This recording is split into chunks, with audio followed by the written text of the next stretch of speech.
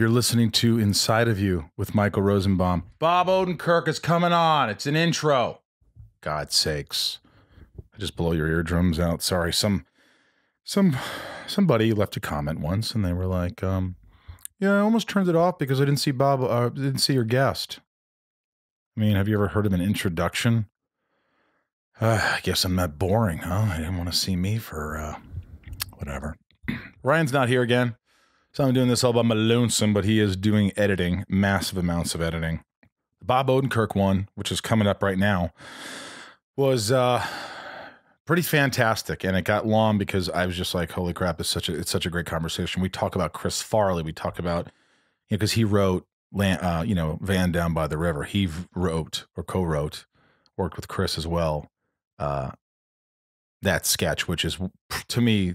There's nobody funnier than Chris Farley, and that sketch is one of the funniest sketches I've ever seen. And we talk about that a lot. I think he enjoyed it. I was hoping he would, because you never know. He's like, we're talking about so much about the past. Well, I really truly loved Bob Odenkirk on this show. He was just so open and sweet, and we talked a lot about everything. He just seemed, you know what it is? He seemed interested in me, interested in my house. Interested in life. I know a lot. I don't know one person who doesn't like Bob Odenkirk. He's been working his ass off his whole life. And, Saul obviously is, or Breaking Bad was his big break, being bad. And then Better Call Saul, which is on now and is getting better and better and better. And I have a lot of catching up to do, to be honest with you. Sorry, Bob, if you're listening to this. But anyway, I'm not going to get into anything else. I hope you guys are all well. I hope you subscribe to the podcast. If you're not, please support us. We all do this for free. Obviously, we're doing, well, I pay people to help me with this. But so you just watching, listening, sending to your friends, getting them to subscribe, writing reviews, it just really helps in the scheme of things. So I thank you dearly for that. I just started a series called The Kingdom, pretty rad on Netflix. I subtitle it. My friend Harlan decided to overdub it in English, which I don't know how he does that. Drives me crazy. Movie called The Platform. I think it was on Netflix, maybe. Really good. I love my horror. And anyway, Camp Rosie, be on the lookout for it. It's coming out Halloween. We're going to be doing Camp Rosie. The links will come out soon. Tickets will sell out. It's 2 days at a summer camp for Halloween. Camp Rosie. Camp Rosie. And Patreons, thank you so much to all my Patreons. It's just incredible, the large amount of people, fans, friends now. It's a community that have joined Patreon to support the podcast. And we do all sorts of fun stuff. Just go to Patreon, the app, or to patreon.com. There's so many perks. If you're a fan of the podcast, you could join, and you get messages from me when you join, and there's just a bunch of good stuff. You want to check that out. You get a bunch of extra bonus stuff. If I say a bunch of extra, sheesh Louise. Something that good happened that I want to throw out there because, obviously there's a lot of bad, but there's a lot of good too. My grandfather passed away November 28th, my brother's birthday, on Thanksgiving. And, he was my best friend. I loved Irv deeply, dearly. Everyone did. And, it's really tough for my grandmother, and April 8th would have been his 94th birthday. And it was tough for my grandma. She's quarantined. So, we're all quarantined if you're doing the right thing. And my cousin Jill, his granddaughter Jill, my cousin, gave birth to a little boy and named him Jack Irving. And I just thought that was really cool. On Irv's birthday, that happens. And I just thought that was a damn good thing. Damn good thing. Stay tuned afterwards. I'm going to read a couple of letters from fans and what they think of the show. And I haven't even read some of them yet, but I do read them. And thank you for just being you. Sound like Mr. Rogers. Let's get inside of Bob Odenkirk. It's my point of view. You're listening to Inside of You with Michael Rosenbaum.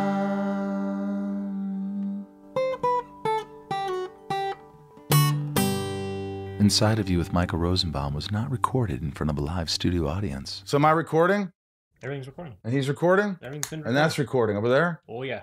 Ryan, you're good? Everything's great. Yeah. So anyway, you're looking around. Yeah. You have so much memorabilia. I think it's pretty damn cool. I mean, like I said, I don't collect stuff. I don't keep anything. Yeah, you were looking at my stuff beforehand, and you said that. One of the reasons I don't is literally because people like you exist. So I don't need to, because instead of me having all this stuff, you have it, and I can just somehow find my way to your place once in a while and get to look at it and go, wow. I get to leave, and you have to take care of it. Do you not have one thing at your house? Or do you have one thing that you're like, if I met this actor, if I worked with this guy, there's one thing I would just want something. One thing. What if it was Robert De Niro? Have you worked with De Niro? No, I sat next to him at the Saturday Night Live 45th anniversary. Did he know who you were? No. Did you say something to him? I looked at him and he looked at me, and then I didn't bother him. Did he give you like a the breath? Yeah. Like he's gonna. He seemed in his own world. He was with his wife. I think I took her seat for my bit, and that's why we interacted a little for your bit. Second. You had a I had a line or something. I think it was during Eddie Murphy's thing. There was like a line I had, and it was right next to Robert De Niro. Yes, I was sitting next to him or his wife. Somebody had to move a seat so I could sit there for my bit so they could get me on camera. And then my seat was behind on the row, a little ways up on the same row as Bill O'Reilly. Jeez. And everybody was famous in that room. But you say Bill O'Reilly, and I'm like, why is he here? What is he doing? What are you doing here? He likes comedy. Yeah, I'll bet. You said something. Don't you love right-wingers' attempts at comedy? It's always fucking great. So now those guys on Fox News like Greg Gutfield. Oh my God. It's such a sweat to watch him try to be funny. But you do watch it. You watch. When it's on, I don't go there, but when it's on, I'm like, oh, this guy's trying to be funny. And you get to sweat like crazy and think, oh, it's so hard. That's what makes you happy, watching people struggle. But maybe his audience find him hilarious. About it. It's always an angry laugh. It's never a fun, sweet, or likable. Your laugh or his? His attempt at humor. And I agree that if somebody were to say, well, a lot of the comedy you did was pretty harsh stuff, you're right. Right. But there was more of a joy to it and a silliness and a lightness. But a lot of right-wingers, when they try to be funny, it's only angry. It's only just anger coming out and couched as, isn't this funny? We're making fun. And it's got such anger in it. And you can just see it. It's not hidden at all. And you like that? Well, I like how hard they have to work and how much... it's just watching someone strive so overtly, so clearly striving. With not a care in the world, just going for it. No, they are. They have tons of cares in the world. They can't relax at all because everything, oh, geez, I'm overanalyzing it to you, maybe, but comedy people would know. I think writers would know exactly what I mean. Like, what right-wingers would you say? Now, we're going to alienate a lot of people. Look, I'm just saying, what right-wingers do you think are really... I don't want to make this too political because I don't really... I don't get political. I just want to know who's funny. Like, who's a real conservative, who's a friend of yours, who's very conservative, who is funny. Isn't Norm Macdonald kind of conservative? I think he's really funny. He's brilliant. He's one of the funniest guys ever. I always thought Nick DiPaolo was pretty damn funny. Who's Nick DiPaolo? I should know that. He's a comic, a New York comic. Yeah, very conservative. And he is very conservative. But you find him funny. He can be damn funny. Yeah. You said something in an interview that you were like, famous people still make you nervous. I don't know if you were kidding around because I kind of have that feeling. I get that feeling. So I connect. When I see something in an interview like that, this little nuance of like, yeah, I get nervous. Do you really get nervous around big stars? I've refined my sense of my own anxiety a little bit. Because some people, like, I think it has more to do with their kind of like the way they approach the world and who you think you're interacting with. If you think the person is on the same wavelength as you, then no.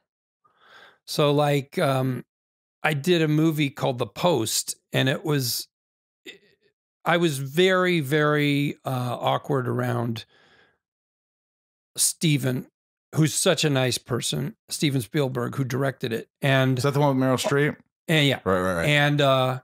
And also Tom Hanks, who I've known for a long, long time. And you're nervous around them. Extremely nervous. Did they know that? I think they could sense it, sure. What is it about?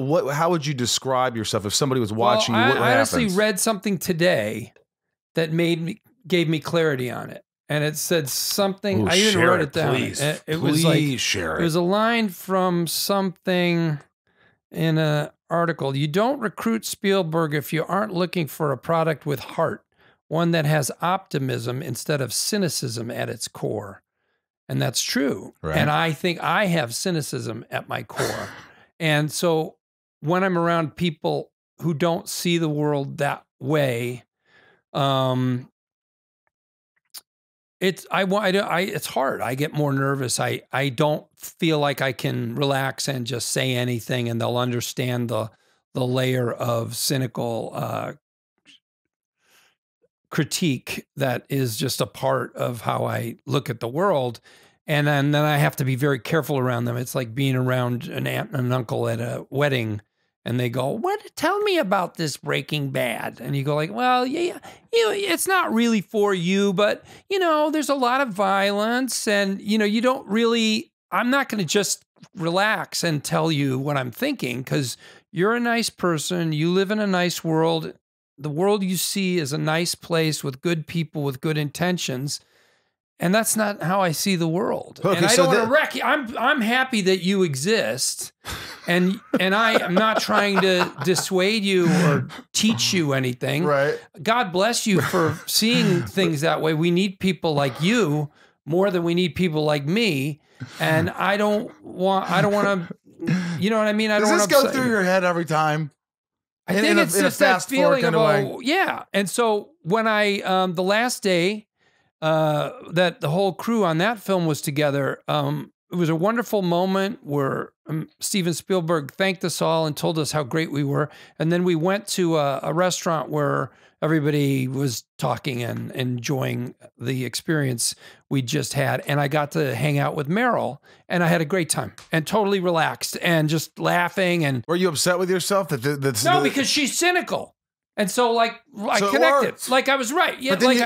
Like I knew obviously I should be intimidated by her massive talent and resume and just who she is. Right. But way less because I could say anything and not feel like she might not understand the point of view that I'm talking from. Right. It might hurt her feelings even to hear a rude or harsh comment. It wouldn't. No. She's really a sharp, kind of harsh person.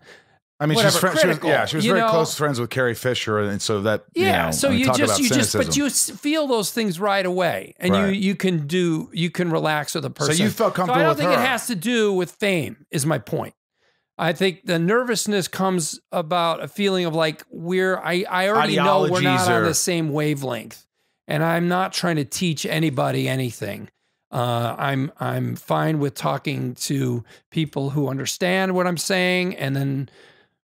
I'm not trying to lecture people or so fame doesn't anyone. get in the way. When Spielberg walks in a room, you're not going. It does. It does. Come on, that guy's so huge that he's like an icon.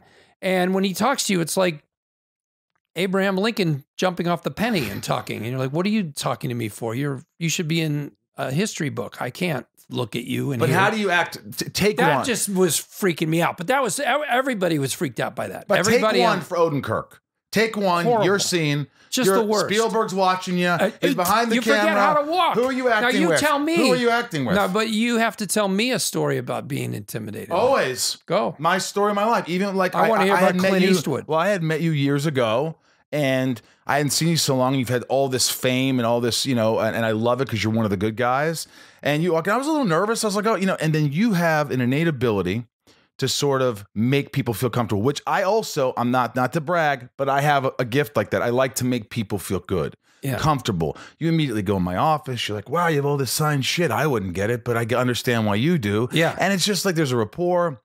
You make people feel comfortable. Oh, that's nice to hear. Well, it's true. It is. Well, I think part of that is, if you get some great roles as you've had and I've had, and you get attention, you kind of ask yourself, like, how much of this should I own and should I make a part of myself? Like the attention you're feeding me and the focus I deserve, and I should, and some people feel incredibly justified. And in fact, I think feel like they finally found their place in the world when they get all that focus and attention.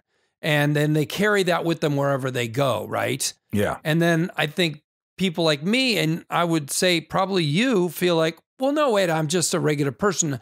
I'm getting attention because of the project I'm in right now, whatever that is, a movie, we're on a promotional tour, or someone's a fan of the project. They don't know me. Right. They're not a fan of me.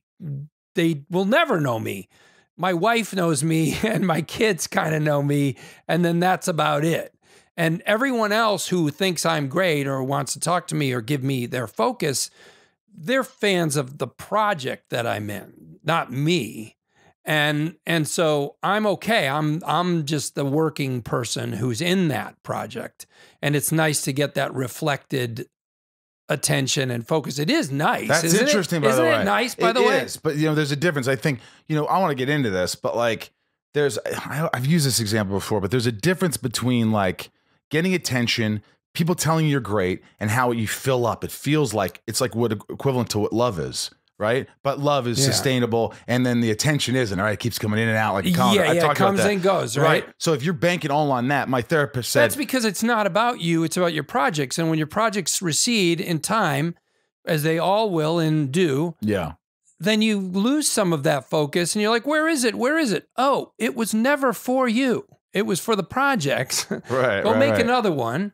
And if it's good, you'll also see more of that stuff. Yeah. Did you ever get caught up though? Did you ever get caught up in like? I'm no, Bob I think Odenkirk I was too old to get caught up for the big success. Yes, because you really had like I look around. You had a lot of told success. my kids when they were around 8 or 9. I remember saying to my daughter, "I have the perfect amount of fame." Because occasionally a person, a Mr. Show fan usually, would see me and get smiley and ask for my autograph and just tell me how much they love my work.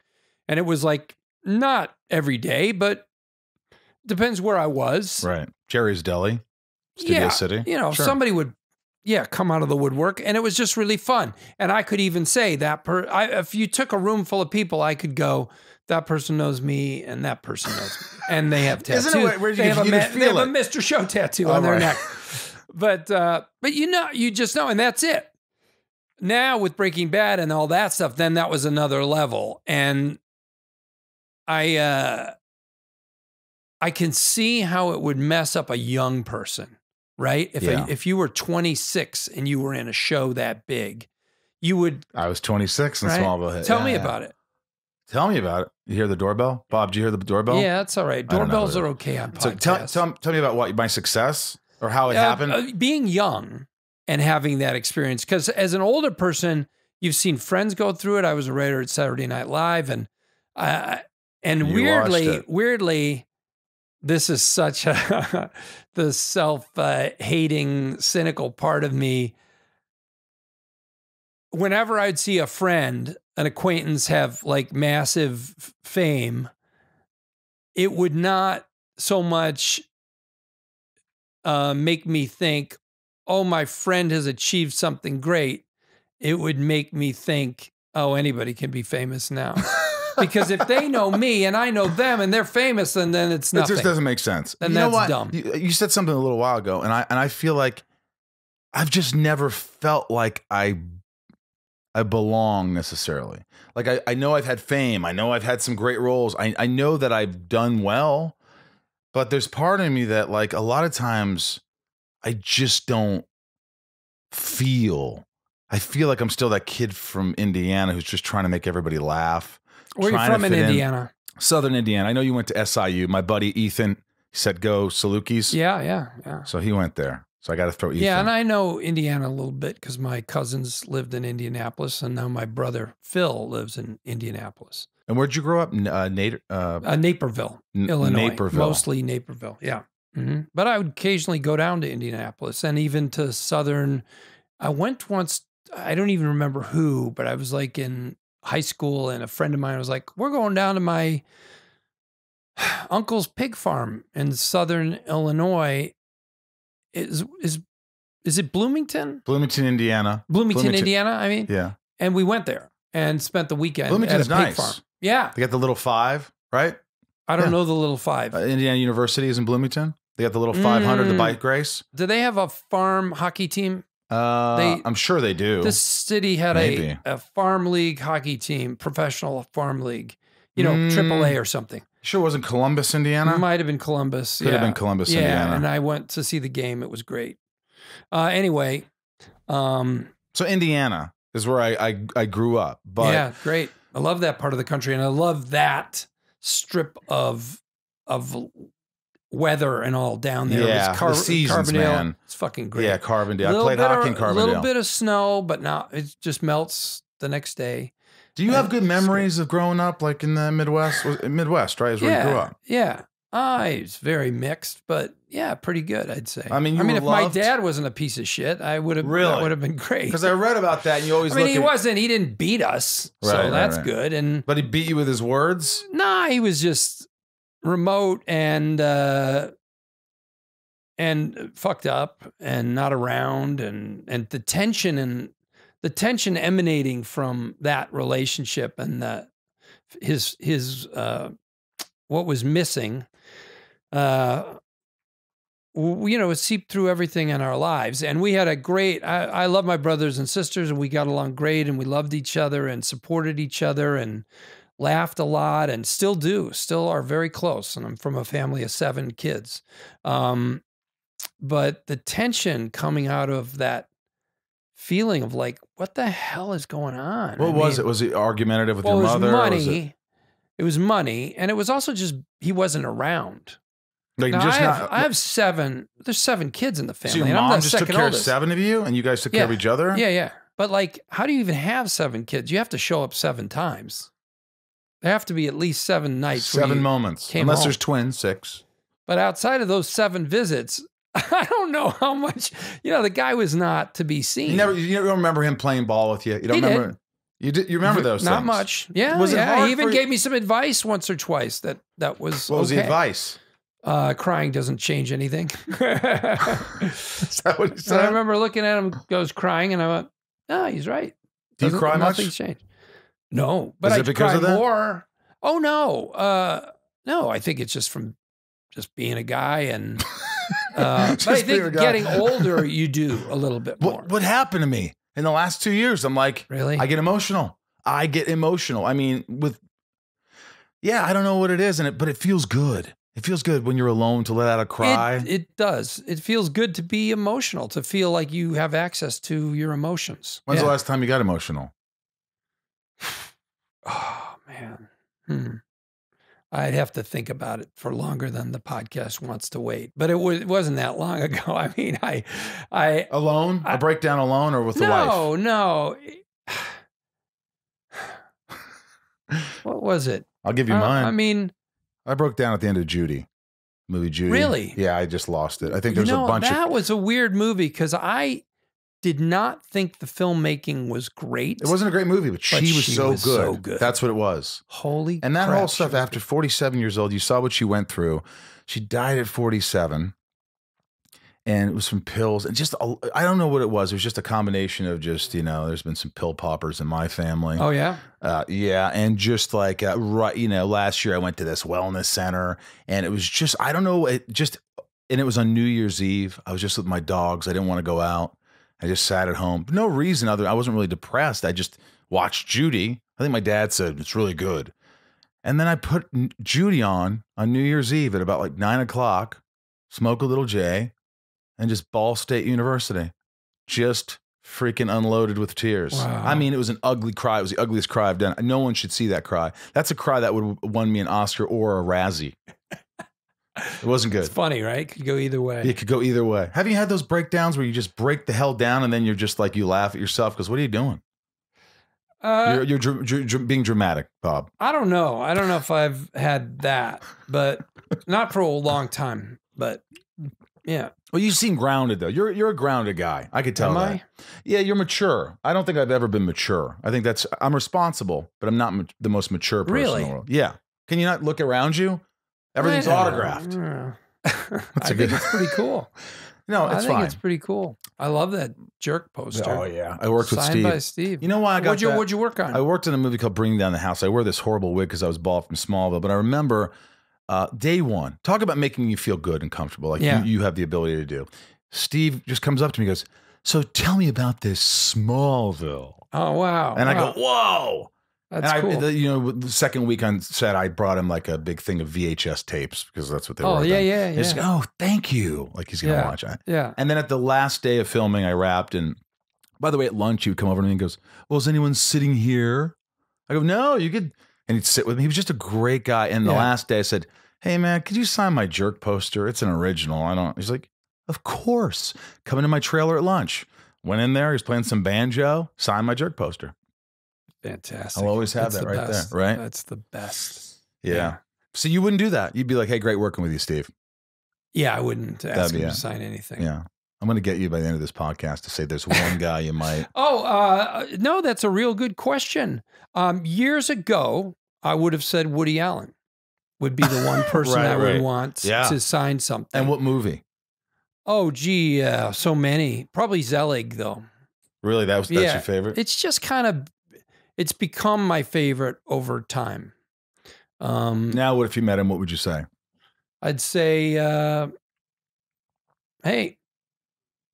Yeah, like you're going to get into it. Like, hey, this is just weird, man. I don't know. Unacceptable. I don't, how do you know how to feel about that mess? I don't know. What a mess. It's just a mess. It is a mess. Any way you turn, somebody's devastated, right? That's absolutely true. You just stay away from that. Yeah, I can't do a goddamn thing about it, and I certainly can't know what happened exactly. Right. And so it's very hard, but it's just creepy and awful.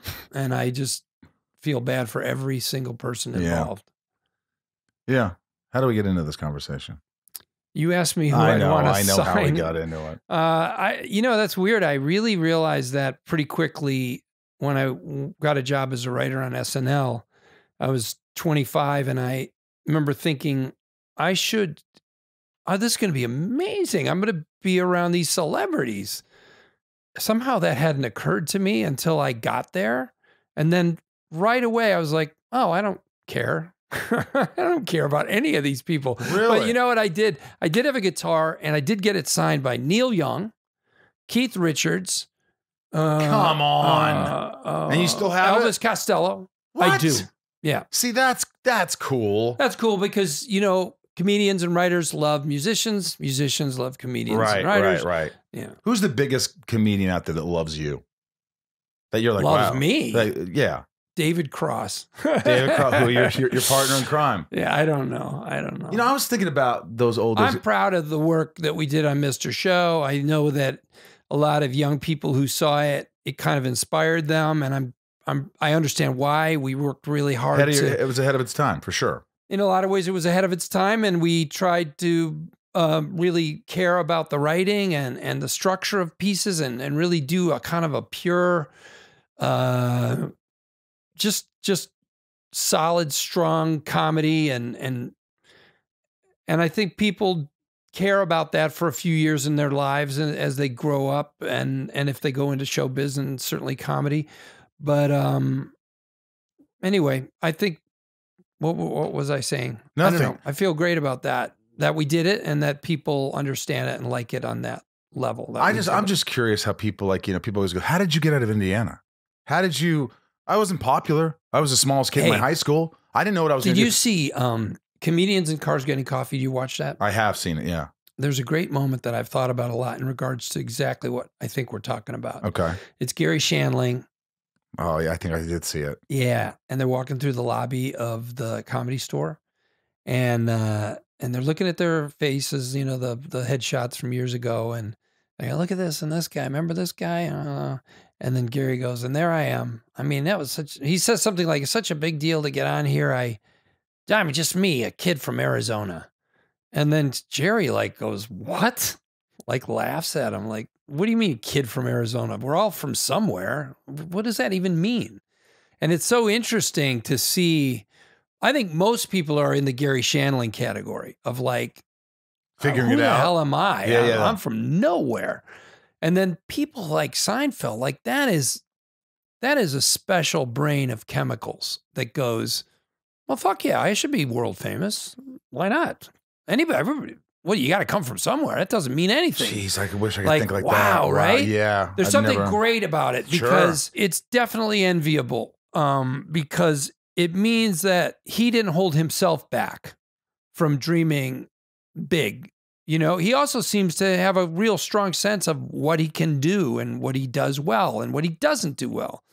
But most of all, it's that great thing of like, this guy has no chemical in his brain ever telling him that he might suck. Do you think that's just what you're born with, or do you think you could get that? Is a Seinfeld sort of that? I think you're kind of born with it. So you can't like achieve that. Like, I just want where I don't care and I belong here. I want to fight. I want to get to that point. Well, certainly there's people who feel, I think most people are some mix of like feeling like they don't deserve the attention and then fighting so hard to compensate for that and to argue against it that they put themselves out there and desperately grab and reach for more attention and to stay in the public eye. And the person who is just naturally accepting and of their biggest dream and just pursues it because of course you should pursue that. That's my dream. Like, and doesn't question that or question the validity of that dream at all. I think that's amazing. Yeah. And that's chemicals in the brain. That is nothing else. That is not earned. You can't make that happen. The person who doesn't have that has to wake up and meditate and tell themselves, remember, you're a human being. You can do something in the world and it's okay. Yeah. It's okay to have attention from people. And they have to fucking make themselves believe that.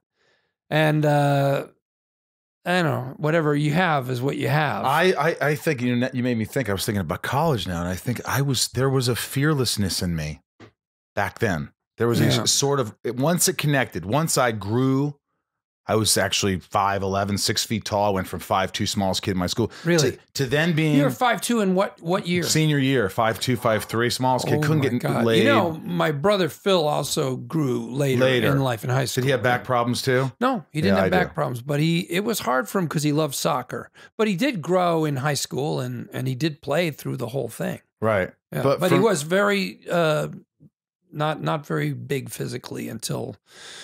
it's his story to tell. Well, mine was like a year, like the next year I grew. So I started to be like, oh, wow, girls are sort of interested in me. So this thing happened. But I remember once I found that thing and I was like, they're like, oh, you're good at this. And once I started going and getting that confidence, which was hard, and I was always in fight or flight. I think I've been in fight or fight my whole life. Yeah. My whole life. Once I hit this place and they go, I remember I go, maybe I should go to grad school and study more theater. I remember my mentor goes, you're ready. Go to New York. I go, what? Wow. And I'm telling you, people were like, do you know the odds of making it? I remember the way I was programmed. I go, doesn't matter. I'm going to make it. I remember not caring. When they said those numbers, like, I can't wait. I can't wait I know what's going to happen. I remember saying to my friend Alexis Combs, I said, Alexis, we're sitting there on the porch. And I go, I'm going to make it. Here's the change is coming. I'm going to tell you the change because it's not. I said, I'm going to go. You knew what podcasts were at that time. At the time, you knew that there will be podcasts. There will be a podcast and it will be. I said to her, I'm going to New York and I'm going to make it. And it's going to happen pretty fast. I know it. Just remember this conversation. I remember saying, remember this conversation. This isn't me dreaming. This isn't me being full of shit. I just know it. And then I went and I busted my ass for a little while. You know, I always busted my ass. But then things started happening. Wow. Within like 2 years, 3 years, boom. Out to LA. And did you call your friend and go, fuck you? You owe me $100 now. She listens to We actually didn't bet. She was like, I never bet you. I never said you wouldn't. What? Fuck you. Fuck you. No, I didn't say no to that when you said that. Lex Luthor no, just but the way you looked at me, fuck you. You owe me. I don't know what I was getting at. But we actually were texting because she was listening to the podcast and she's like, Rosie, I didn't know all these things about you and how you have these issues. And then she just texted me like 2 days ago. It's funny we're talking about her. But I went, anyway, long story short, get me out to LA, doing movies, TV. And all of a sudden, I hit around 40. And it's not, I don't know what it is, but everything's changing. I don't know. One thing that's changed is that you actually did it, and you did it a lot. You got into cool shows and movies, and you did them, and you did more of them and more of them, and that's where you start to. That's where rich people. There's always rich people talking about meditation and Buddhism and shit, and they're like so wealthy. And I know people in the Midwest. People like in the you're Midwest. Talking about. I know, but the point is, tell me the people point. in the Midwest are like, yeah, fuck, you got nothing to do all day, so you can sit on your hands and stare into space. But the what's really going on is well, they got everything they wanted, a lot of it, and they started to realize like, oh well, I still feel crazy and nuts, and nothing makes me. I'm still not very happy. And so then they have to look somewhere else for it, and that's all that's really happening, right? But like but it's great to achieve. It is a wonderful thing to dream of something and want it, and then actually get to experience it. Oh my God. It is the greatest There's nothing thing. like it. But it will leave you feeling like, oh, it's actually not enough. It's great. And I'm thankful, but obviously I thought that was going to be all that I wanted. But it's actually not. But But it can fill you up an awful lot. I really can, and if you're smart, you'll accept it and be thankful, and and have some perspective on it. This is what I'm trying to say. I am incredibly grateful, and really becoming the man I've always wanted to be, or not sure I was. You're looking at me. How dare you when I'm talking about something so profound or not? I'm kidding. But I think I am not. I don't have Better Call Saul money. I don't have Breaking Bad money. I don't have De Niro money. I'm not that guy. I'm not like I have a nice house. I'm fine. I'm very grateful, but I'm not like what you said. I know, but what does that even mean? What I'm trying to say is why is this? It's okay if this is just enough. This is more than enough. Yes. Even though I said, oh, I'm going to go do this, but to actually be sitting and having a house, but being single, there are a lot of there are issues. You're not remotely done. I'm not remotely done, but I'm really trying to find that next chapter, because sometimes you do things because, oh, that's my money maker. That's my money maker. My money maker. My maimer. It's my money maker. I need to maim my money. Or people just say, well, you're good. You should do that. And your agent's like, well, dude, you should be doing this. And I'm like, oh, okay. And you do what other people say, and you kind of, and you may, but then where do you kind of go, hey, I just want to keep finding out what really makes me tick. I don't want to go back to, stay in the course for what you really want, or what maybe you're really destined to be. I don't know what that is. I don't know if I want to really do acting as much. Are you saying that you had a big dream? I told you this is therapy. Are you saying you had a big dream? I think it's great. I love it. Are you saying that you had a big dream, and then you're wondering if another dream can come in that is as big and can drive you as hard?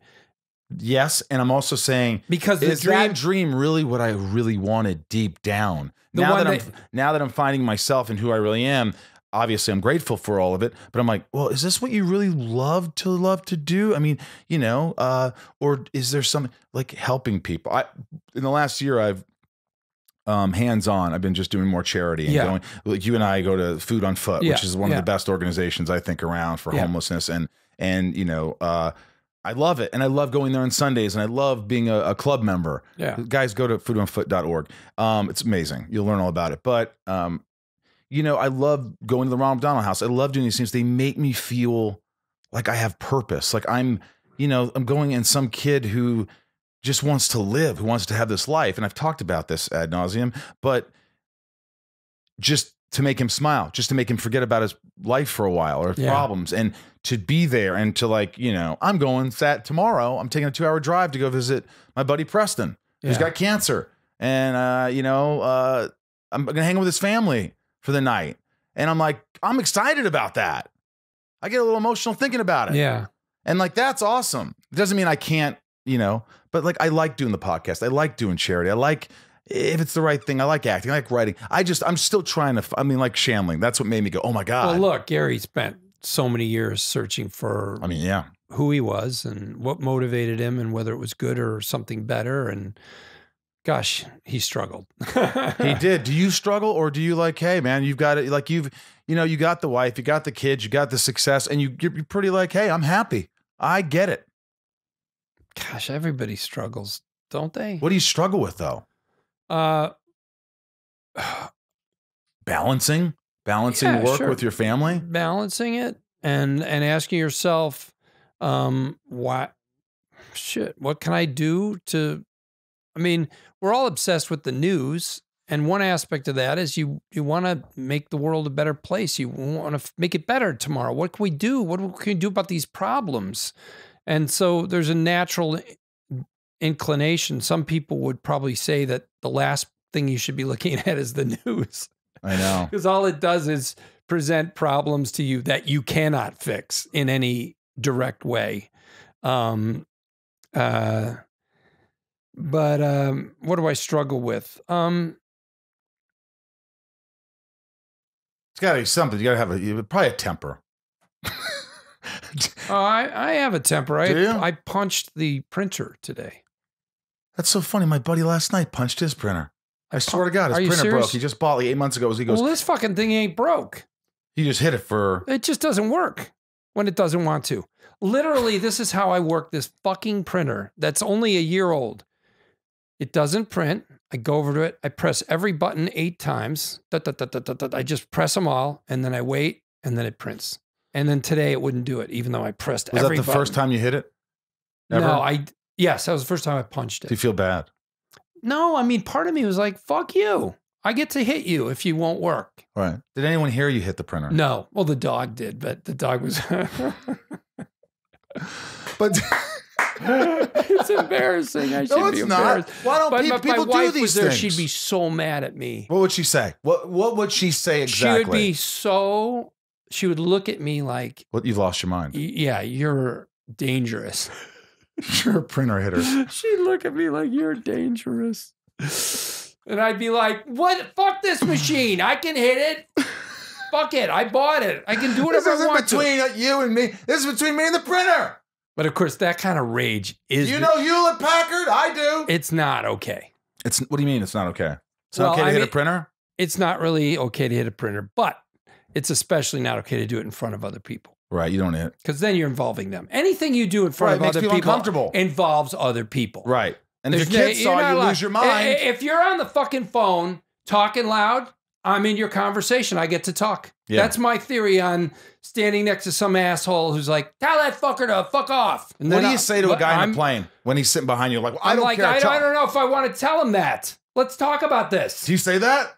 I would if it went on long enough. I would. And I have to be careful because I am kind of famous. Yeah. So, but I still think about myself as not famous. So I think, fuck that guy. He's involved me in his conversation. I can hear what he's saying. He clearly wants me to hear it. He can see me standing right here. He wants people to know then I should pitch in. How important he is. Yeah. No. I'm part of the conversation. You included me. And that's kind of, isn't that the case? I mean, if I do anything big enough, loud enough in front of you, what if you say something? What if, for instance, you turn around in your seat in row 2A, it's an aisle, and you look at him and you say, "Hey, I'm not here." Yeah, I'm not here on the phone. Tell him I'm not here. Right, and then he goes, "Fuck you." Then what do you do? Yeah, that's the problem. Don't include me. Just pretend "fuck you" means I'm not going to tell. That's him saying "fuck you." I'm going to tell him you're here. That's right. You know what scares me is not scares me, but I get nervous watching it. When I watch you, I feel like your part's so difficult because you're always on your toes playing Saul and playing. It's just like you have so many lines. I do. And that always scares me as an actor. And people always go, you always talk about lines on this podcast. Yeah. I'm like, yes, because especially it's yours. Fucking hard as shit. The first, sometimes. in Breaking Bad, when you first got those 4 episodes and you couldn't do the 4th one because you had How I Met Your Mother. And then the 4th one, they hired Mike, Jonathan. To do that story Banks, point and created that character. So he owes you 10% of his money. He doesn't owe anything. So I owe him. What I'm saying is, the first thing you said in this interview I saw, but you never finished it. You go, and they had all these lines, and I'm like, oh, they're going to cut them because it's comedy or whatever. They didn't cut them. They didn't cut a fucking thing. They cut one word. They didn't cut. They changed one word. They literally, I was like, I wasn't even going to memorize it because comedy. I mean, comedy gets cut down to nothing or to, to what you need. That's it. And I also hadn't read it closely enough to see what was going on in all that dialogue. I kind of summarized it in my head, like he's telling him, I'll be your lawyer and I'm a liar and all this shit.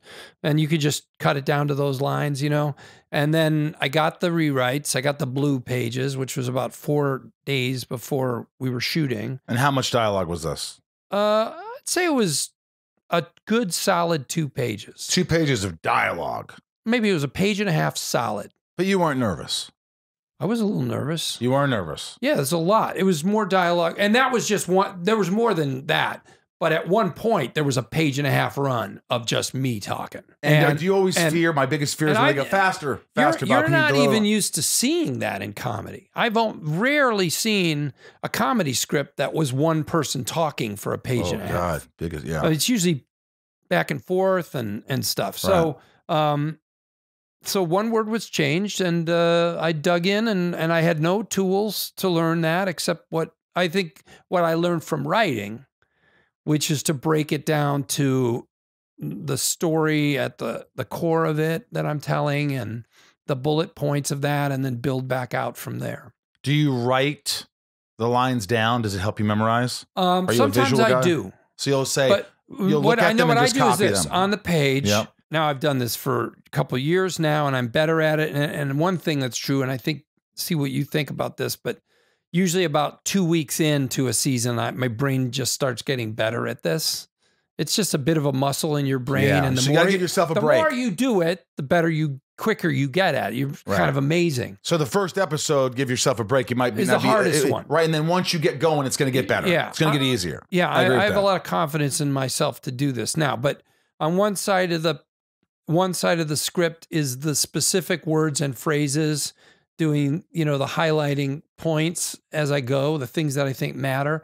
And on the other side of the script is the emotions and maybe the subtext. Highlighting points mean like like words, like a word that sticks out as I go. Oh, okay. Like that really stand out to me, that give me those breaks, so that your memory moment. clicks into it. And the other side is the undercurrent of emotion or thrust of what I'm saying, the kind of more general drive of the scene. Like you're a little annoyed here. This guy's fucking you over. Yeah, and a lot of times, Saul in particular, a scene with Saul, he's conning someone, so his words are a diversion in some weird way, or a kind of a subterfuge, and on the right side will be, what that subterfuge is actually meant to do, Yeah. And then it's just work it. You don't just ever record it? I record the other person's side. So you could deliver it and give a space in between. Yeah. And I'm pretty good at that. And you do that in the car or just in the plane? I try not to do it in the car because, if I'm driving, it's distracting. Too distracting. Yeah. But we do a lot of rehearsal on Saul. And in fact, wow, in Albuquerque, the cast, we share a house. I heard about that. And Who is it? We work Ray Seahorn, Patrick Fabian, when he's in town, Josh Fadum. Isn't it your house that you bought? Yeah, my wife and I bought a house, but before that, we rented a house together, the three of us, Ray and Patrick and me. I've never heard of that. That people want to. I can't believe the last thing people want to do when they work together. When I did Smallville, when I do other shows, I love them. I'm on set with them all day. I'm like, I love you. Fuck off. Well, you're going home with these people. I know, but it's better than being alone out there. I think we all feel that way. That's my whole life. I think we're pretty great at leaving each other alone too. Yeah. And we're not in every scene together. And I leave. People travel. I come home as much as possible. So, I love getting home and Patrick especially will make dinner for everybody. An energy. There's an energy. Or he's like, I'm going hiking. Let's go. Because you know what? If you're alone, Bob, you're probably getting your head a little, won't you? Yeah. I would get in my head. I go home alone. I'm alone. What am I going to do? Maybe I should learn my lines. Maybe I should do this. There's almost pressure. You're like worrying too much now. Yeah. But there's an energy. Someone's cooking. Someone's watching this. Yeah. Oh. Yeah. Maybe that's why I don't like being alone. I always like people around. Well, that's good. That's perfectly fine. I think you should be able to be alone. Yeah, I can do that. That's a goal. As long as I'm cleaning or organizing. I'm pretty good at being alone. Are you? Uh-huh. How long can you be alone? A long time. Not with a printer. Obviously, don't leave me alone. That was a low printer. blow, dude. Yeah, because one of us won't walk out of there. Tell me this. Tell me that Vince Gilligan, when they write the lines, that those are the lines. They don't change them on you. I try not to change a single word. I mean changing your dialogue when you're about to shoot. Oh, yeah, they don't change it. See, that's a blessing. There's nothing worse than going and have all these dialogue. I've heard about this. I've never experienced it myself. I'll tell people, fuck off. I can't do it. I just can't do it. I've heard about this. It's crazy to me. Shows where they show up on the day of shooting and go, throw out that scene. Here's a new scene. Nope. No, we don't do anything remotely like that. Then we have the scene in stone 5 days before, sometimes 3 days before, but oftentimes a week and a half before. And when do you rehearse? On the day? Oh, no. We rehearse all leading up to... Wait a minute. This is unheard 2 weeks. You rehearse for 2 weeks? I get it. As soon as we have a script, I want it. We start rehearsing. If I have a big scene, I start rehearsing that day, if it's 2 weeks away. I live in a house with Patrick and Ray and Josh maybe, and Mando comes over, and Banks will even come over, and you run it. And we run the scene, a scene that I'm in, or maybe I'll run a scene with you that you're in. We rehearse the shit out of that show. And then if I can, I'll go to the fucking set when they're not there. Walk around it. And I'll do the scene. Dude, I love that. Yeah. Because that's sort of what I would probably, I've done that where I show up. Part of that is because we only have 9 days to shoot an episode. And to shoot that kind of dialogue heavy show. 50 pages, 55 pages. Yeah. In 9 days, you can't do it if people show up and don't know their lines. And the other reason we need to learn our lines is they matter. Like literally there'll be some little weird thing buried in the middle of your line that looks like nothing, but then it's poignant. A year later is like, remember when he said this small thing? That's why he killed himself. You know, like every word, almost every word. Occasionally I'll call them, especially if there's comedy with my character, sometimes has scenes that are almost pure comedy. And then they have a lot of flexibility there. They also give me a lot of room to mess around. I'll come to them and go, this is clearly a funny thing. Can I do this and this? And they'll give me a lot of freedom. Most of what's written in Better Call Saul, and it was true of Breaking Bad, is like no, that's that word for a reason. Because the other word doesn't work because you don't know, because 3 weeks from now you're going to get a script and you'll see that because he said it that way, it shows that he doesn't really know who he's talking to and he doesn't really know what's going on. And if you said it the other way, then it wouldn't be the same meaning. And so they've thought about every way word. ahead of time. Now, but you said you need the time to learn lines, but you're talking about rehearsing 2 weeks before an episode, but aren't you going right into another episode? Even at the end of the season, when they get backed up on writing, you're still gonna get that script 5 days before. So you'll still have shooting. 5 days, but you're still shooting the other ones. Yeah. So during the day, when you already know stuff, you'll run it. Yeah. You'll do that. You'll do after work because there's not a lot of time. So you're exhausted. You're working all the time. You're exhausted. You're working all the time. Have you ever hit a wall where you're like, yes. I can't in the first season. In the first season, well, first of all, I was in every scene. Except for one episode I wasn't in at all. But in every other thing, I was in every scene. It was fucking nuts. Did you complain? I approached this whole thing like, oh, I guess I'll just have more lines. It's the same job, acting. I'm not going to pretend it's different. Oh, boy. And, well, I was deluding myself a little bit. Compartmentalizing and deluding myself. But then, you know, it was just a fuckload of words. And I just dug in and got to it and gave it up my all. And they kept pushing my call, and people don't know what that means. But they just kept pushing. Is if he has to wake up at 8, like, you know, they're working later in the night. So the next day they push it from 8 to 9 a.m. to 10 a.m. And they just kept pushing my call. Like, and they would also say, well, you, which basically means you're not getting enough sleep. And you also don't have time to rehearse, which I said we do. And I was used to doing for Breaking Bad and wanted to carry on in Better Call Right. Saul. And you're doing 12-hour days too, right? And you're doing 12-hour, 14-hour days. So your 12-round turnaround, it's called the 12, like a turnaround. Sometimes they'd say, hey, do you mind if we force you so the crew doesn't have to do this? And they would say, do you mind if we force you? Do you mind if we force you? Do you mind if we force you? And I would sign it every time. And you're like, I can't anymore. I was so thankful that we were making this show, and I didn't want anyone to have any problem because of me. Yeah. I mean, I'll just work harder. I kept asking the AD, like, can I say no? Because they would always say, this was the real shitty thing, is they would never say, you don't have to do this. They didn't. No, they would always say, hey, we need to force your call. So we need to do it for blah, blah, blah, blah, blah, blah, blah. And then they'd look at me and I'd be like, what? No compassion. Well, no, like, okay, we'll do it, I guess. Like, in other words, they would, I know, but they would never present it to me that way. Wow. It was like, we need to. And it's like, I think you're just informing me of what you need to do. Right. Let me ask you, Bob. If I would have said, all right, well, you don't have to tell me that even. Why do you even have to tell me that? The way you're talking is so weird. You don't have to tell me that. Just give me the sheet that says I have to wake up earlier. And then a couple weeks into that, and I was getting really fatigued and I lost my voice. And I was like, are you asking me? Or are you telling me? And even when I'd say that question, they would go, well, it's just that we can't they wouldn't answer the question. It was driving me fucking crazy. I've never seen that. Yeah. And then finally I found an AD. This is like week 6 or 7, an episode like 5, where they were going to force the weekend call. That's your only time to rest. Like, in other words, we were shooting till around 7 a.m. on Saturday morning. Right. Friday into Saturday. 7 p.m. to 7 a.m. Friday at like 6 p.m. We shot until Saturday at 7 a.m. So you really have barely a day. And then Monday, we start at 5:30 a.m. I hope you fired this first AD.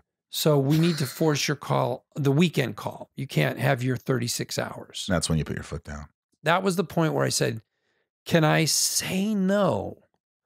And this person looked at me and said, I think the crew would really appreciate it if you said no. Wow. Because the crew's dying too. They're fucking dying. They're fucking slaving. And they must think I'm an asshole for saying yes to this over and over and over. And I'm like, I thought I had to say yes. You didn't even offer it to me as a question. And so I said, well, fucking no then. And then I got on top of it. From that point on, I was no. Okay, hold on a second. And then that same next week, the job of a producer in this business is to shoot as much as possible in as little time as possible. The line producers, to save money. So that's their job. They're doing their job. If your back is against the wall, then they are doing their job. But if you can't do a good job because they've jammed too much in, then they're not doing their job well. So they got to find that line, right? Yeah. And these producers had not yet found that line. So it was a Monday. I shot my stuff. I looked at my script. I had already had a couple conversations where I said, you guys have to give me time to do these things well, to learn them. I'm going to give it my all, but you got to give me time. And I looked at my script and I had 30 pages of dialogue for the next 4 days. And you didn't know it? And Saul talks. If I have a page of dialogue with Jimmy, McGill, Saul, he's talking for 3/4 of that page. It's not just a normal character who might have 2 lines on a page. He has 5 lines or 5 breaks and 15 lines or more every page. Anxiety attack. He talks a lot. How did you not have an anxiety attack? I did. I was all fucked up. I was all fucked up. I didn't even realize it. And we were talking about dogs out here. Oh my God. That first year I was shooting Saul, I got home and my wife and daughter had picked out a fucking awesome dog that I love so much named Olive. And I just spent the next 4 months every day, all day, hanging around with that dog. Saved you. It saved me. I had no idea what dogs can do for you. And you can read about it. I know. I know. There's been like studies on it and shit. But oh my God, I was with that dog all the time after that first season, and still I do hang out with her all I can. But oh my God, she just was like medicine. Wow. You know, for the degree of stress and kind of tension that I kind of made my way through. My dog, Blanche. So every time I'm writing and I'm up at night late, yeah, she won't have it. After a while, she will jump on me with her paws, right. and you look at this cute little face, and it completely saves me. I just hug her and take 10 or 15 minutes to just hang out and go, "You're right. What am I doing? Yeah. You're my life." Blanche. Sometimes when I'd be writing, I'd be like, I'd get mad. Motherfucker. I'd hit something. My dog will run right over to me and put her paws up on my... What is it? What? What's that? What happened? I love you. And I'm like, I'm not mad at you. I'm just mad at my brain. It's not, don't worry. It's okay. Yeah, no, it's okay, bud. Yeah. And then you're reminded of like, calm down. You know, I want to ask you this. Did things get better when you became a success? And you're like, all right, here's the deal. I'm not getting forced. I want a week off every 3 weeks to kind of regroup. You know what's weird? It's like the overcompensation went the other way on the part of the producers. They would just be so freaked out. And now we're at a place where I go like, do you guys need to force my call? Because it's okay. I'm rested up.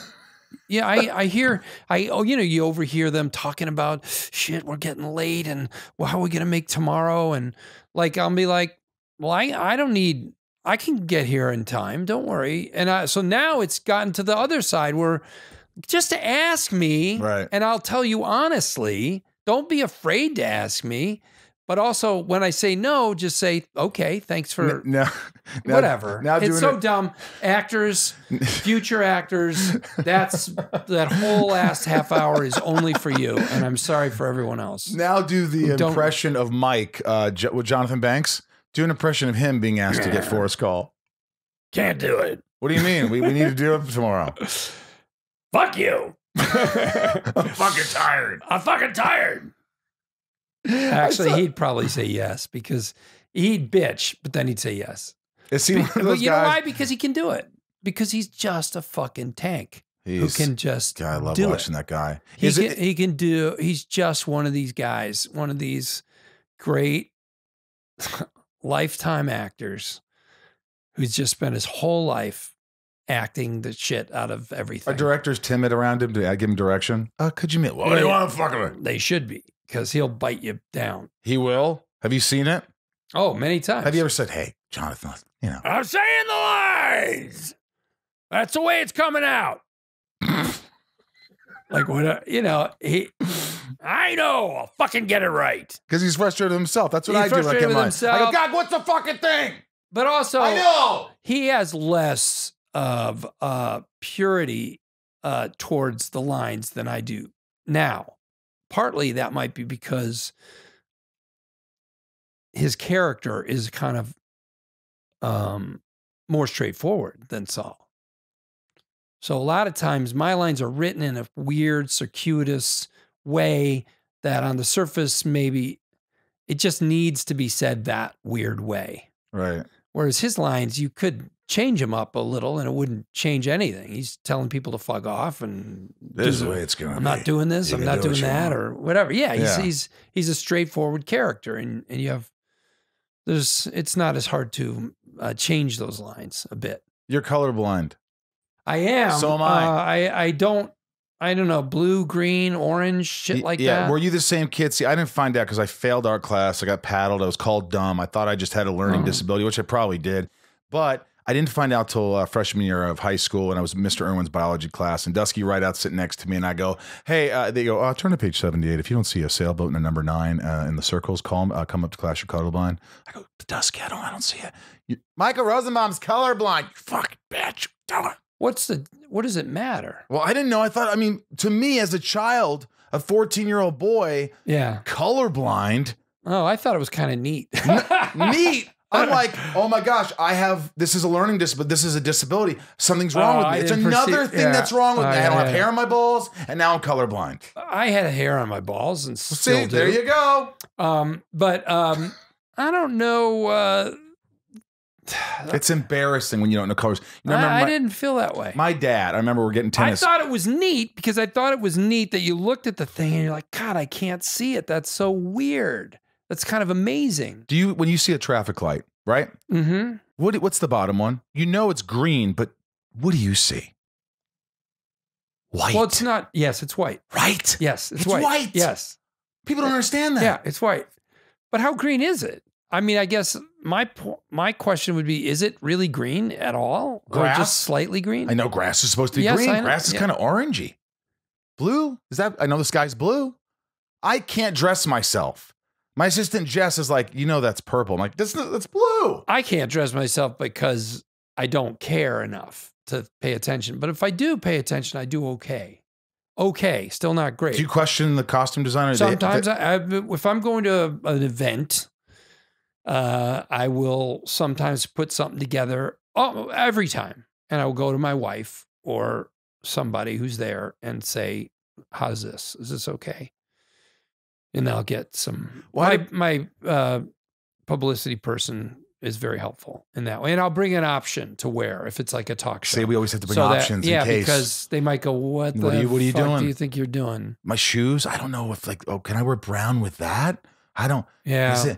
It all looks okay to me. I wear things and she's like, oh my God, what do you, no. Does it ever feel weird to you the degree to which you can be an outrageous dresser? So for instance, do you know who Billy Porter is? Yeah. He's on Pose. No. Wrong Porter. You know Billy Porter? Yeah. Great. Hi, Ryan. Welcome to the conversation. Hi. No, it was the Grammys who wore that hat with the blinds on it. Yeah. Oh, That guy. Yeah. Billy is a great actor and a really nice person. I got to do an interview scenario with him and he's just awesome. I mean, you got to get him in here. He's fucking great. Yeah. And he's got stories because success came to him later and he earned it so hard.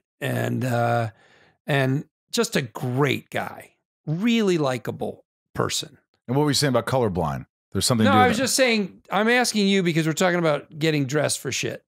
And like he wears like big hats and dresses. I gotcha. Like you and I. Bland as hell. Right, but jeans.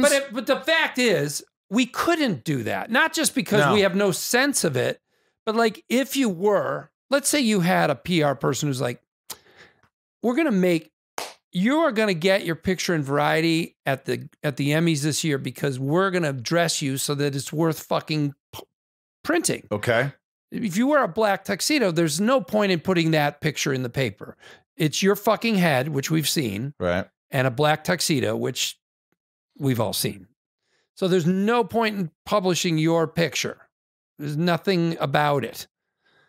You can just list your name that you were there, and we know what that would look like. Right. Right? But let's say your publicist said to you, you're going to wear a dress. Men are wearing dresses now. Sure. You're going to wear a dress with a big crazy hat. Even you couldn't do it because no one would go, oh, that's cool. Wow, look what he wore. He really made an entrance. They'd be like, what the fuck? Who are you? Even though they don't really know you well enough to decide that doesn't mean anything to you in the same way it might mean something to Billy or anyone else. Right. Right? Yeah. You know what's funny? So what's that about? I don't know. What's going on there? I don't know. And I just can't compete with that. I think it's a subject for Curb Your Enthusiasm. I think we found a good... I think that what you were on, of course. A good plot for Larry David. You know, about 4 months ago, they did some article on me, and then they go, "Hey," and I came there, and he had this suit, and it was like tweed and like this different colors, and really? I go, "Does this really look good?" And they're like, "Yeah, you look great." So I said, "Fuck it, I'll do it." Yeah, and they took pictures of me. I couldn't believe I posted a picture of me in this cool suit for the first time, dude. You fucking need to dress like this all the time. So people like it. You look great. Yeah. I can't wear suits every day. I can't look like that every day. It's just, I'm so comfortable in look at me. I don't even know what the hell this is. Here's what I think. Comfortable. Here's what I think. Go ahead. Thanks. We are lazy and we don't really give a shit. Not about that. Right. But why shouldn't we make a little effort? We don't need to go as far as Billy, but why don't we just go, the nicer shirt costs 3 times what our shirt costs, but we can afford that. Maybe 4. We can afford it. So fucking your picture's being taken. Put something on that's cool to look at for Okay. me, for the audience, I agree. for the people. I agree. But what I would need is for somebody to tell you it actually. I would say I need you to put Monday through Sunday, from socks and Yeah, I underwear to understand. shoes, No, everything together. It's automatically It's not just worth there. I'm going to go take it off the rack and wear it. Not worth it. Because Garanimals. Garanimals. Do you remember that? No. You don't remember that? I do remember. Why do I remember Garanimals? I was actually... It was in the 80s? It was like a thing where it was clothes for little kids where... Garanimals. They're... You know, if you had a shirt that had a little zebra on a tag, then you wore it with... Wasn't there a song? I don't know. You wore it with pants that also had a zebra on the tag, and then you knew they went together. There's got to be a song. So Find guys, the song, right? They got to bring that back. Garanimals. For middle-aged white guys. Garanimals. You think we'd work well? I think you and I'd be great spokesmen for it. I think so. Look it up, Ryan. I need a sponsor. Let's bring it back. I got to get into this because I thought I was going to talk to you about this more. Chris Farley, my favorite comedian of all time. No one makes me laugh. I will argue to anybody. People go, oh, Belushi, this. I don't think you put Farley in the same room as any of these guys. There's nobody that makes me laugh as hard as possible with almost everything he does.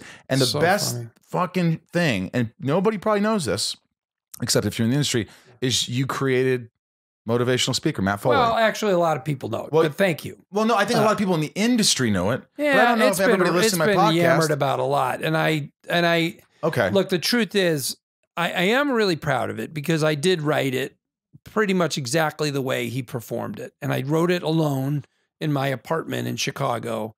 And Chris had done a version of the character in an improv like the night before, but none of the story of the script or nothing. He was a lot of doobie rolling. None of that shit was in there. You know, I'd seen a version of the character, and it's such a performance heavy thing. So I'll share credit on inventing the thing because he did a version of that character, and that inspired my brain. So your brain wrote, you create the story of it, the scenario. It was all me. Lives in a van down by the river. But this guy, I mean, it was the greatest thing I ever was a part of. I think just pure, simple one thing. My daughter once asked me, "What's the best thing you ever did?" And I said, writing that scene and doing it 8 times a week at Second City. Because like you, I feel like there was nothing greater than seeing Chris be funny and act. And I was on stage with him because I played the dad in the scene. And so to have him do that right in front of you every night, and by the way, different every night, a little different every night, every single night, he would not quit until he made you laugh, until he made everyone on stage laugh and the audience came along. And boy, I'll never forget it. It was the greatest thing. And when it was happening, you're like, this is the greatest thing I'll ever do. Yeah. Even, I'm glad you said that because I think it's like, if I'm in a bad mood, I know that I put that Best of SNL Chris Farley on and I watch the motivational speaker. And I memorized that whole thing. I was like, I am a skinny Farley.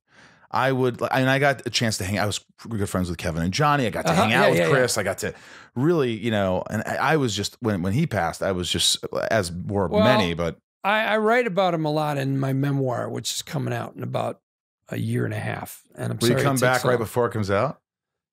Sure. Yes, got him on say film. Yes to that. Yeah, I write about him a lot. Because what is it you write? What is it that is it emotional when you write it? Well, some of it is. I don't know. Some of it's kind of sad. And I don't know how you felt about it, but you say you knew him or you got to be with him a bit. Well, I mean, I got to hang out with him a couple times with, those guys and spend some time, but it was always funny and laughing and drinking. It wasn't, I know that the demons and I know from his brothers and I know, I think the hardest part for me was my father was an alcoholic, and I learned a lot about alcoholism when I was young because my mom took me to Al-Anon, which is a great thing to attend if you have an alcoholic in your family. Family members of people with alcoholism can meet and talk about the things they're going through. And the hardest part was how inevitable it all felt. Everything in Chris's story, the way it played out. You just knew. Well, people talked about it for years and years. This is going to happen, then that, and then this, and then that. And then that's what happened. Did you ever tell And him? I fucking hated it. It made me so Yeah. mad. Because the one thing you don't want your life to be is a cliche. You don't want to, you just, right? I mean, that's me. Yeah. That's what I say, but that's how I feel about it. I want to do something that surprises me and you about everything, about the choices I make. Really surprises. And not just live some fucking boring, overtold story that's just a hackneyed cliche. And his fucking story just played out like somebody could have written it when he was 25. It's just horrible. Was it just like this feeling of like? I mean, he could have written it. He kind of just didn't love himself ultimately. For sure. For sure. I can relate to that. I think that a lot of people can relate to that. A lot of people can relate you know, to and so what do? You act out, you try to be funny, you try to do this, everybody loves me. And like we were talking about earlier, it's like how it's like, you know, I think his brother wrote a great book about him. You know, that book, what's the book about Chris that his brother wrote? Not I Am, look it up. It's great. And if you have a family member who's alcoholic, the book about Chris is really good to read.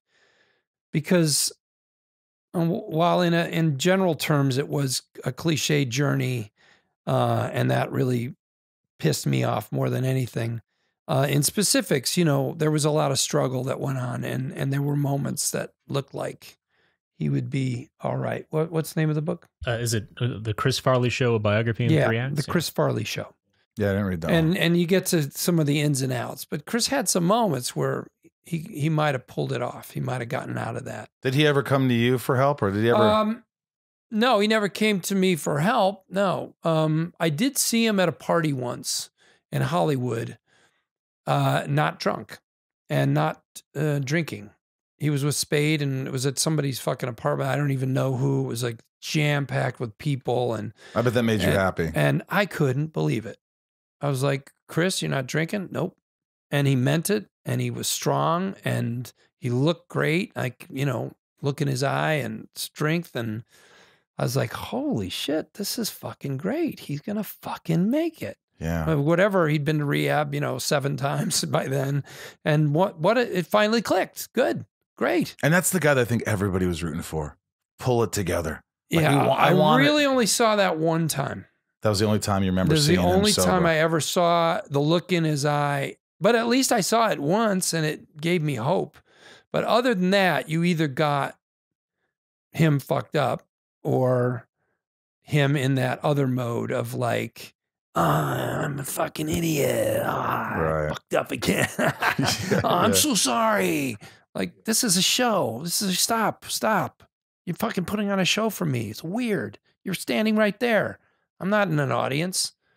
I'm a person. Don't fucking put on a play for me. Right. And it was just gross. Yeah. And that's all you got. And it was sad as fuck because he was such a good person, and his goodness and his heart and a great actor came out in everything he did. Yeah. And you just it was palpable. You know, you could just feel it. You know, do you ever get like since you did comedy your whole life, you're always doing comedy, you're writing sketches, you're SNL, you're doing Conan, by the way, my buddy Harlan, I told you, our buddy. Harlan said you just came up to me after he performed. Harlan Williams, you know, Dumb and Dumber, my buddy, sorority boys, no one saw it. But anyway, you went up to him and you're like, hey, you want to be on Conan O'Brien? And he's like, what? Hey, yeah, sure, bud. And you got him on Conan O'Brien. You're that guy, though. That doesn't happen. I think some of my friends still think that happens, where, you know, somebody just will walk up, maybe in their apartment while they're lying on the couch doing nothing, saying, hey, you're the guy we're looking for. Well, you know, I love to do that. You know, see somebody and see some place where they could show what they do, something great, and try to help make that happen. Sometimes it happens, sometimes it doesn't, but I've been lucky enough to pull it off a few times. Yeah. But you can't help yourself, right? You go like, I know where this person should be. And, you know, it's a tough business. And if you can give somebody a shortcut, either advice or just a connection to make, you should do it. It's fucking hard as fuck. And a lot of really talented people, to some extent, they're just waiting in line. I mean, you just got to wait. Just keep doing what you're doing. Yeah. You're just in line. They'll get to you.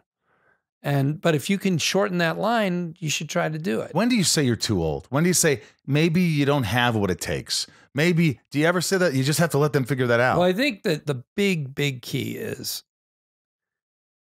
if the thing itself is still satisfying to you. Look, you can always want for more, but if sometimes you meet actors and they clearly are sick of acting. They're like pissed off about it, about making an effort or showing up, and it's like, well, just go do something else. I mean, if the thing itself is not making you happy, that's the math you have to do. As far as like, am I too old? Will I make it? Will I still get more, get what I deserve? Are you happy when you go to set? Are you excited about the day? Yeah, I have an amazing job. I have the best. I can't imagine a better acting job than Better Call Saul. I mean, I have a page that's pure comedy, and then 2 pages later is intense personal drama, very well written, really, the character has matured, which has been just the greatest thing ever. There's a scene in the last week's episode of Better Call Saul that's silent. I mean, there's like 4 lines, but it's me and Ray as Kim, and it's mostly silent. And there will never be, I can't imagine a role that's as good as what I have. So I have to just be very thankful that I get to do it. Are you surprised if you looked at like 14-year-old Bob Odenkirk in freaking Illinois or whatever? There's that Garry Shandling thing again. That Jerry the Arizona Seinfeld thing. Yeah, I'm from Arizona. Who the hell am I? Well, what I'm thinking is not even that. Everybody in Hollywood's from somewhere. What the fuck does that mean? Right. I mean, Jerry's right in that instance, but I relate to Garry. Of course, most Seinfeld people do. is right. And that's why he's Jerry. But what I'm saying is, you always for a long time thought comedy. I'm always going to do comedy. Well, here's the thing, and that's funny because you were talking about I'm going to be big one day, or I'm going to make it. I never said that to anyone. Never. But I also didn't, you may have some shared feelings on this, but I never thought about it that way. I just didn't. I knew I wanted to make enough money to pay the bills. When I was 21 and I decided to try to do this, I said, if I haven't made enough money to, eat and have an apartment doing this by the time I'm 30, then I'm going to look for something else to do. But I have until I'm 30. I'm going to give myself 9 years where it's not about making it. I'm just going to focus on the work, what I love, which I love to do. And then secondarily, if I make enough money and I'm 30, then I'll stay in the business. If I don't, then that's the rule. I have to look at it and look for something else. But are you surprised that you have become this phenomenal dramatic actor from like a comedy writer and comedy actor who was doing, did you ever honestly think that one day I'm going to get Critic Choice Awards? Of course not. No, of course I didn't think that. Not at all. But here's what I did think, and I talk about this in my book too. The one time I was on stage with Chris Farley and Jill Talley at Second City. So I was a couple of years into my comedy career. I'd already been a writer at Saturday Night Live for 3 years. And we were doing an improv. And you know how when you do a show a lot, like on stage at Second City, you're on stage 8 times a week, 8 shows a week. Your brain can really you can think about what you have to buy at the grocery store. You can think about something you have to do tomorrow. You really can you can kind of compartmentalize what you're doing because you spend hours on stage. Right. And I don't know, this stray thought came into my head that I should try to do drama one day. I'm on stage doing a scene and it's improv, by the way. I better pay attention. But I just had this weird thought. I'm looking at the audience and they're looking at Farley, and I don't blame them. I would be too. And I'm like, if I was in a drama, what would that feel? I'd be pretty fucking great there. How old were you? I would have been about 27. So you thought there was that moment where like, and what it was like a thought of, I think I boil it down to like, comedy has, I think comedy, this is my bullshit theory. You guys ready? Comedy 101. There it goes. Because this is comedy 104, 305. You're a junior in college now studying comedy. Okay. The bullshit theory is that comedy is kind of appreciative and rewarding of simple energy. Like Chris. You just love him. You smile the second he walks in front of you. I think a lot of comedy actors have this quality.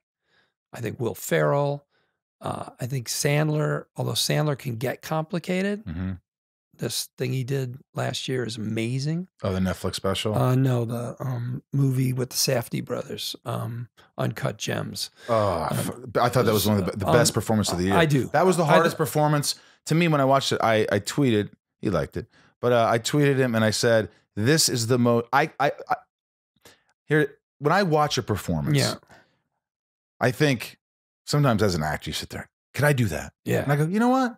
I could do that. I could do it my own way and I could be great at that. Right. He's great. I'm not knocking it. And there are some performances that go, I can't do that. I couldn't do what he just did. That was Sandler's performance. Couldn't do that. Yeah, I agree. Me too. Or yours. Well, I agree Saul with is kind of that same kind of character. I was like, I don't even want that guy. That's too hard. In a lot of ways, it's built for me. It is. There you go. It is you built gotta, for me. You know, but a lot. I think comedy kind of rewards a simpler energy that you bring, where the audience, the person watching, can kind of know that person quickly, like that. And I think drama rewards a certain degree of complication, where the person, where you're like, I don't know if this guy's a good guy or a bad guy. I don't know. I think he's being funny, but, and I think that I probably bring more of that kind of energy in front of people. And just from doing a lot of comedy and being around people like David Cross, who's so funny, and Jay Johnston and Chris and Jack Black, and people who are just, you just smile when you see them and you just laugh. And to mention some women, Jill Talley and Mary Lynn Rice Cub, although she can do drama too, it turns out. But I just had this weird brain fart that I think I fit maybe in this other world. Maybe I might better. I never pursued it. That's sort of my point. And that's the weird part, right? You didn't pursue it. I did audition for roles if they were offered to me to audition for. Right. I auditioned for a couple Alexander Payne roles. And of course, Larry Sanders kind of rode this line between comedy and drama. But I never pursued it. Right. Because the life of an actor is so fucking hard. And you really can't do your job unless someone says you can do your job. Unless you get in an acting company and you guys put on plays and you decide what plays you're going to put on and you put yourself in them, you don't get to decide if you get to act. And that always looked like a sucky scenario to me. Whereas a writer, you can't make people buy your shit, but you can just do your fucking job for free. Right. Take out the paper and go to work. And if it's good enough, you can hope that over time you'll sell it, but at least you get to do it. At the very least, you get to do it and no one can stop you.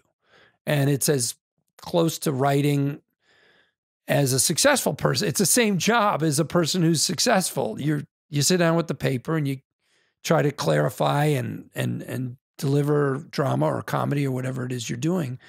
And you get to do your fucking job without having to ask somebody, is it okay for me to do my job today? Yeah. Would you let me? And so I never pursued acting because of that aspect of it, because the idea of having to get permission, just no fucking way. I'm going down that road. I love it. This is it. We're going to finish up with this. This is what I call my Patreons. They have, the patrons have, it's called Shit Talking with Rosenbaum. These are just questions from fans real quick. You answer them quickly. You don't have to linger on it. Real quick, Bob says, can you name a childish thing you still find enjoyment in? Throwing a baseball, riding a bike. I love riding a bike. Makes you feel young again. I love it. Robert, would you ever consider attending different Comic Cons as a guest for meet and greets with fans, as well as fans of Better Call Saul and Breaking Bad? I don't think I would. Really? Would. Yeah. Why is that? Not your thing. It's just not my thing. I just don't perceive it as a meaningful thing to do. But what if fans all over the world who never could meet you could meet you? What good is that going to do them? They're going to love it. Worthless. They're like, oh my God. A waste their time. But not to them. It'd be a waste I of go their to these time. conventions. I'm just going to say here, I'm not saying, you're not knocking it. Yeah. I get that. You're saying it's not for you. I'm saying when I go, people all over the world or whatever, they get to meet you. Look, and you hang out. And I always go above and beyond. And I think it's a great thing for them. I enjoy them. They enjoy them. I hear you. There's nothing wrong with it. I saw, a person whose work I like, John Cleese. I saw he was doing a tour.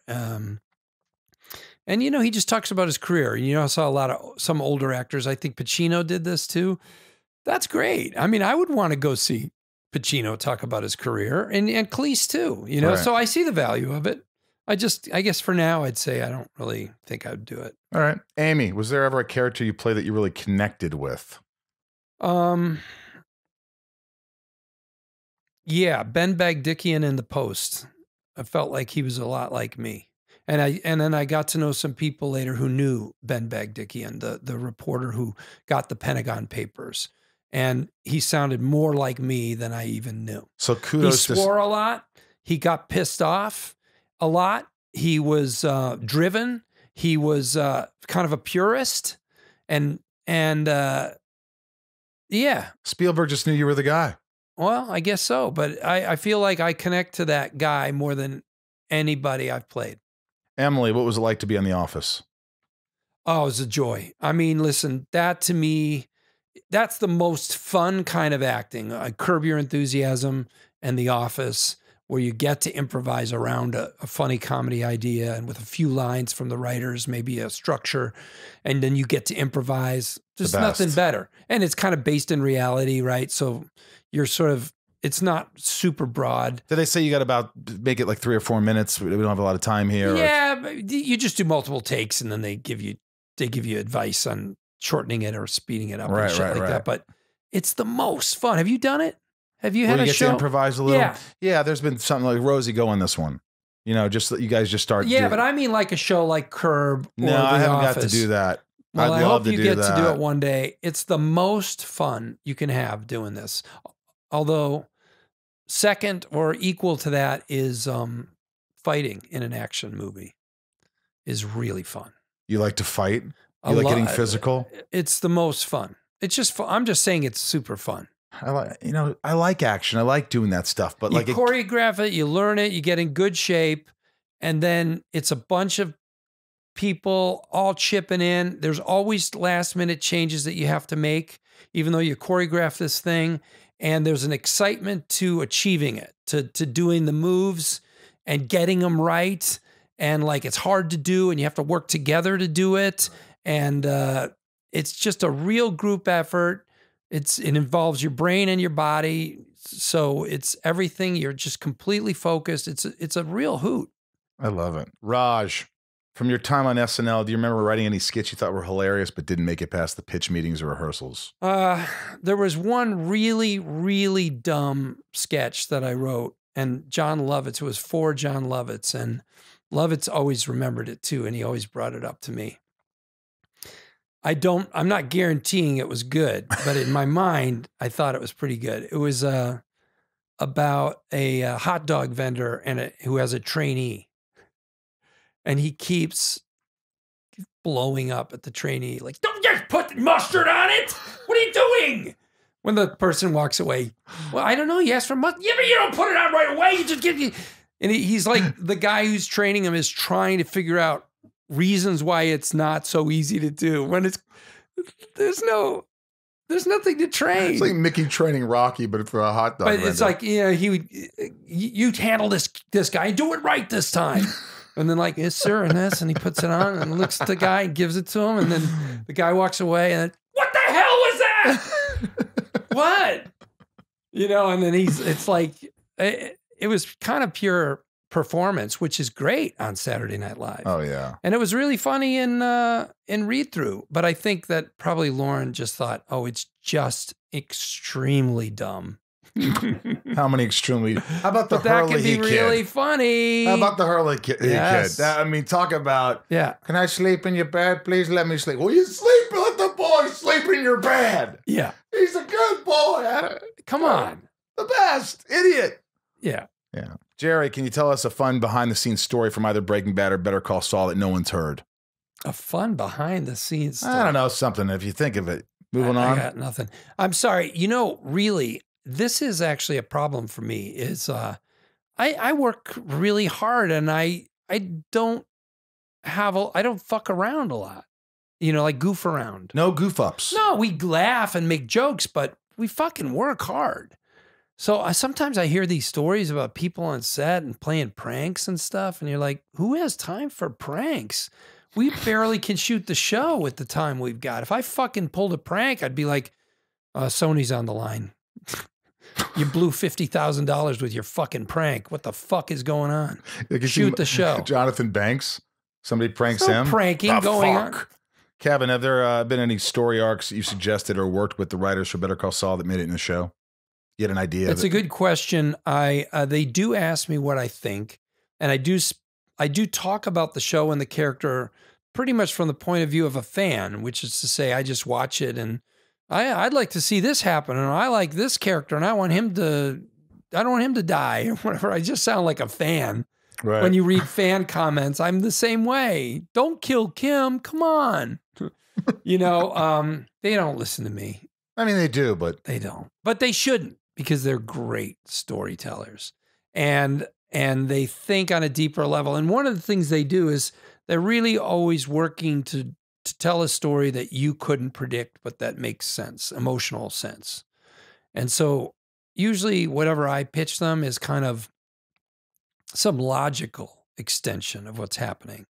And that's exactly what they don't want to do, is something that you can foresee fairly easily. They want to do something that surprises you, but resonates with everything you know about the character or the world. Lisa, any good behind-the-scenes stories from your time on How I Met Your Mother? Another question about behind the scenes. But that's not work. Can I tell you something about How I Met Your Mother that was amazing? It's not a story at all. But I did like 6 episodes. And the first time I went, in the read-through, I was like, what is going on? Like, people were like, hey, how you doing? What'd you do? Where'd you go? We went to Santa Barbara. Oh, really? Did you eat at that place?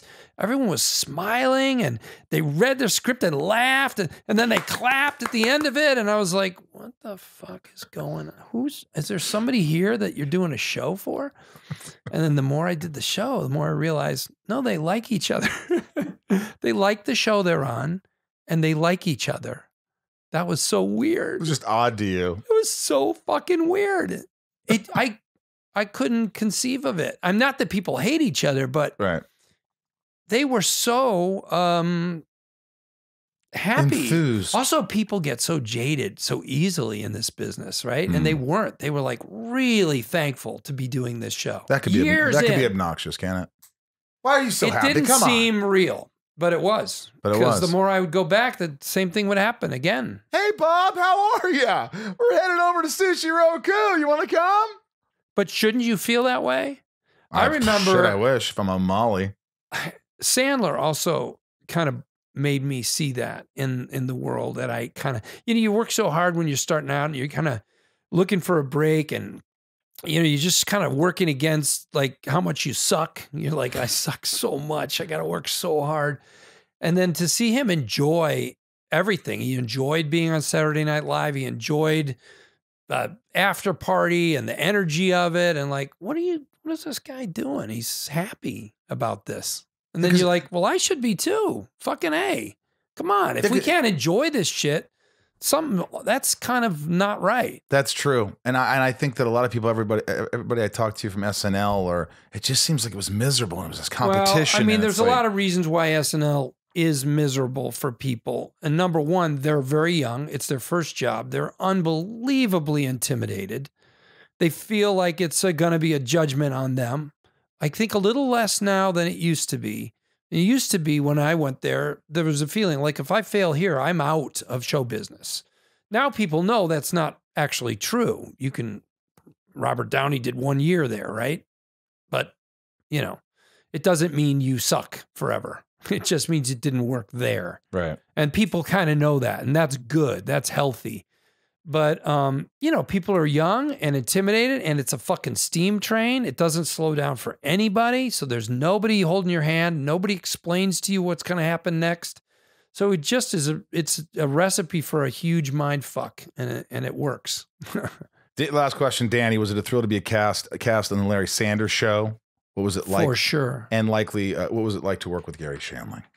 It was a huge thrill to be cast in Gary's show, and I had been on the Ben Stiller show before that and a writer there, and Garry had guested in the show. We all got to know him from that and just from the scene because he gave a shit about young comics. He watched people and looked for who was doing something interesting, and he believed in me, which I didn't deserve, and I don't know why, but I was thankful for it. And you know, it was really nice to play. I've always enjoyed, as I've had the opportunity, I love comedy. I write comedy. I loved writing the crazy broad comedy that I wrote when I was young, and I still like it. But it's really nice to play more subtle and more real feeling characters. I think for me, I can modulate in there better, and I just feel more effective in that world. So getting that break, Garry giving me that break to play somebody who's just a little more straightforward human. It was awesome. It was awesome. I had just great joy to be around him, although he was stressed out all the time. Garry was. Really? Did you know Garry? I did know Garry. I mean, Yeah. you know, I mean, you know, I hung out with him like probably 5 or 6 times, and he was always like, he always wanted to know about me. Yeah. Right? He was always like, hey, How come are here you, for a man? second. Come here. Yeah. What is it? What are you doing at that party? Sarah Silverman's party. I saw you there. We talked for a while. What is it? What you on that show? What is that? What do you like it? What do you do it? What's the? He's just always picking my brain, and it was just. But I felt like he just wanted to talk about you. At least that's how I felt. No, he did. He did. Yeah, I mean that documentary that Judd did for amazing for HBO, right? Or no, for Netflix was just great. It's great, but it is sad, and it is also you just get exhausted. Do you do all that stuff? Do you meditate? Do you believe? I try to meditate with Headspace. You know that app? Mm-hmm. It's really good. Yeah, I think maybe I try to. Maybe they'll I be my try sponsor to. I now. don't do it every day, but I get into it more. But you work out a lot. You're in good shape. I'm in good shape. I can't believe you're 62. No, I'm 57. Oh, good. But I will be 62 if all goes well. No, but you look great though. My dad died at 56. 56. So, you know, whatever your dad dies at, that as a guy, I personally thought, well, I won't make it to 56 for sure, because I know. Oh, wait a minute. I did the math wrong, because I'm 40. I'll be 48, and you were born in 62. When did your right? father die? Yeah. My father didn't die. Oh. In fact, if he's listening to this, he's like, what the fuck are you talking Hi, hi, Pops. How you doing, Dad? No, he didn't die. And he but never will. He's healthy. He And you doesn't say smoke. He doesn't drink. He doesn't. never will. Well, he doesn't do anything. Yeah. He never will. You know, my grandfather lived long. It's, Good. you know, I think it's pretty good. But I think your dad died mostly of, well, he had bone cancer. He had bone cancer. And I don't know how you get that. I don't either. How do you get bone He didn't cancer? smoke, but he spent a lot of time in bars where there was an awful lot of smoke, right? Right. Back then. And Dude, this is awesome. Did Thanks, you enjoy man. this? I did. It was great having a great conversation about Wasn't all this it? stuff. Yeah. I really had Yeah. fun with you. We can go in all different directions and just talk shit. I really, I'm thankful because I know how busy you are, and I know you're a family guy, and I know you work your ass off. Yeah, and I also try not to do too many podcasts because there's so many of them, and you feel like enough about me, right? But you're so interesting. Well, you have such a good perspective. That's not true. How, you know, albeit cynical. Yeah, I am. But you're great. We'll go take a picture downstairs. All right, cool, man. All right, Bob. Thank you. It's been great. I hope you enjoyed that. If you enjoyed that, please subscribe. If you like Bob Odenkirk and that's the only reason you listened, I implore you, try to listen to some more. You might learn something. You will learn something from other guests. And the guests that I have, they open up more than anyone will ever see or know. It's not entirely true, but it's pretty phenomenal, and I love the support, and I'd appreciate it if you subscribed and send it to your friends.